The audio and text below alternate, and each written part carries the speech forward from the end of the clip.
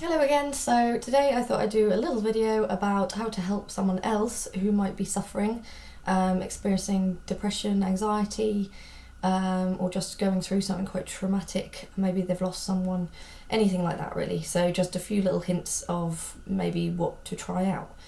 The first thing I think is really difficult, and we're not really taught it in general life, growing up in society, is to help someone feel validated in how they feel. So with this regard, I can think myself of, before I started thinking this way and looking into this stuff, of if a child was crying, you kind of tell them it's okay, don't cry, stop crying. Only now, knowing what I know, I realise that's not really a helpful thing to do. It would be more helpful if someone was upset is just to be there. Actually, don't say anything. If you're going to kind of try and stop what they're going through in any way, just don't say anything. Just be there. I think that's more important than to try and make things better. Like, you can't make things better. So validate would be like the biggest thing. So that would be basically if someone came to you and said, God, I'm so down today, like I feel awful, it would be like, shit, that sounds really tough today. Just validate. Or, that sounds horrible, or God, do you want to talk about it? I'm sorry you feel like that. Is there anything I can do? What can I do to help? What do you need right now? Because some people might want to talk about things and have that space, and some people might need some time for themselves.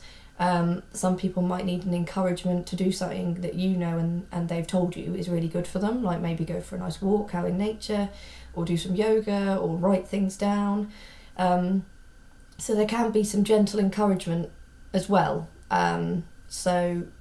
Just kind of finding out from them though what they need, what they want right now, because I think that basically above all else shows respect. Like, you don't have all the answers, you don't know what they need to do, and you're being respectful enough to ask them what they think in that moment with that particular thing they're going through. What do they need? Then obviously it's great if they then ask for something that then you can kind of deliver, and that might just be sitting with them, cuddling them for a while, letting them go off and have some space, and you not getting funny about it or thinking it's about you, because that person really might just need some time out. The last little thing I was thinking of is to just do something really thoughtful. Like, it can be really, really small. So if someone is having like a hard time, if they don't live with you, maybe just send them a little card or a little gesture of some kind. If they do live with you and they've got lots going on, or they normally do the cooking or the housework or something, maybe if you really didn't know what to do, really didn't know how to help, how to listen, take the load off a little bit in other ways.